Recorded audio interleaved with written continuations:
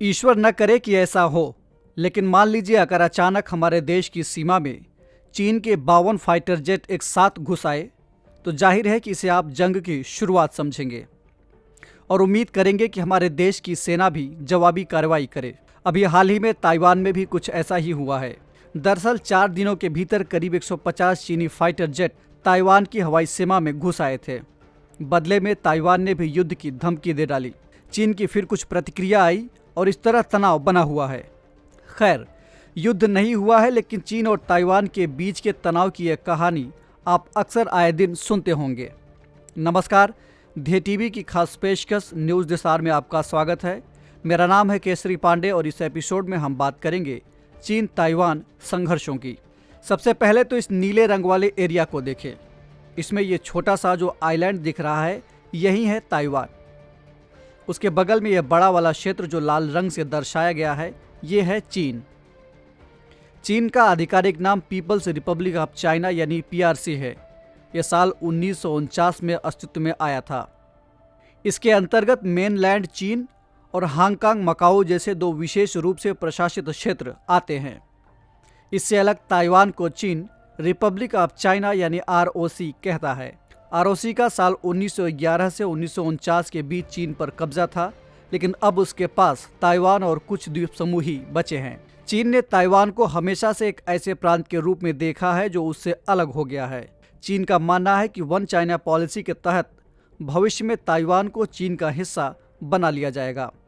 One China policy का मतलब चीन की एक ऐसी नीति से है जिसके मुताबिक चीन नाम का सिर्फ एक ही राष्ट्र है और ताइवान कोई अलग देश नहीं बल्कि चीन का ही एक प्रांत है, जबकि ताइवान की एक बड़ी आबादी अपने आप को एक अलग देश के रूप में देखना चाहती है। बस यही वजह रही है दोनों के बीच के तनाव की। अब सवाल ये उठता है कि चीन को वन चाइना पॉलिसी की सनक कैसे लगी। इसका कारण समझने के लिए हमें इतिहास में जाना होगा।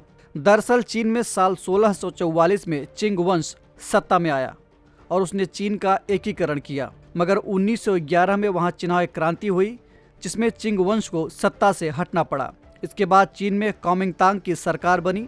जितने भी इलाके चिंग वंश के अधीन थे अब वे कामिंगतांग सरकार को मिल गए। कामिंगतांग सरकार के दौरान चीन का आधिकारिक नाम रिपब्लिक ऑफ चाइना कर दिया गया था। इसके बाद साल 1949 से चीन और ताइवान के बीच विवाद की असली कहानी शुरू होती है। दरअसल माओ त्से तुंग के नेतृत्व में कम्युनिस्टों ने चियांग काई शेक के नेतृत्व वाली राष्ट्रवादी कामिंगतांग पार्टी के खिलाफ विद्रोह कर दिया और चीन में शुरू हो गया गृह युद्ध। इस गृह युद्ध में कामिंगतांग पार्टी की हार हुई। कम्युनिस्टों से हार के बाद कामिंगतांग ने ताइवान में जाकर अपनी सरकार बनाई। यहीं से दो राजनीतिक इकाइयां अस्तित्व में आईं और वे दोनों आधिकारिक चीन होने का दावा करने लगीं। अगला सवाल ये कि दोनों पक्षों में से मजबूत कौन पड़ा। दरअसल बीजिंग अपने दावे को मजबूती से आगे बढ़ाने में सक्षम रहा और उसे इसका काफ़ी फायदा भी मिला। इसकी वजह से ताइवान कूटनीतिक रूप से कमजोर हो गया। संयुक्त राष्ट्र समेत दुनिया के ज़्यादातर देश ताइवान को स्वतंत्र देश के रूप में मान्यता नहीं देते हैं। हालांकि ताइवान अपने पड़ोसियों के साथ काफ़ी जीवंत आर्थिक और सांस्कृतिक संबंध बनाए हुए है और संयुक्त राज्य अमेरिका के साथ अपने भावनात्मक रिश्तों का लाभ उठाकर ये कई प्रकार की रियायतें भी हासिल करता रहता है। कुल मिलाकर यथास्थिति में चीन ज़्यादा ताकतवर है और इस वजह से कूटनीतिक रिश्तों के लिहाज से ताइवान बैकफुट पर है। अब अंतिम सवाल यह कि इस वन चाइना पॉलिसी को लेकर भारत का क्या रुख रहा है। पिछले कुछ सालों में भारत की विदेश नीति पर नजर डालें तो हम पाते हैं कि भारत चीन की वन चाइना पॉलिसी का समर्थन करता रहा है, लेकिन अभी बीते कुछ दिनों से जिस तरह से भारत और चीन के बीच सीमा विवाद बढ़ा है, ऐसे में भारत ने अपने रुख में हल्के बदलाव के संकेत दिए हैं। अभी कुछ ही महीने पहले भारत ने ताइवान से अलग से एक ट्रेड डील फाइनलाइज करने की बात कही थी। बहरहाल सामान्यतः भारत चीन को यही संकेत देता आया है कि यदि उसे एक वन चाइना पॉलिसी पर भारत की मंजूरी चाहिए तो चीन को कश्मीर और अरुणाचल प्रदेश के ऊपर भारतीय संप्रभुता को स्वीकार करना होगा। तो ये थी बात चीन ताइवान संघर्षों की। और अब आज का सवाल आपको कमेंट करके बताना है कि ताइवान किस सागर अथवा महासागर में स्थित है। तो इस एपिसोड में इतना ही।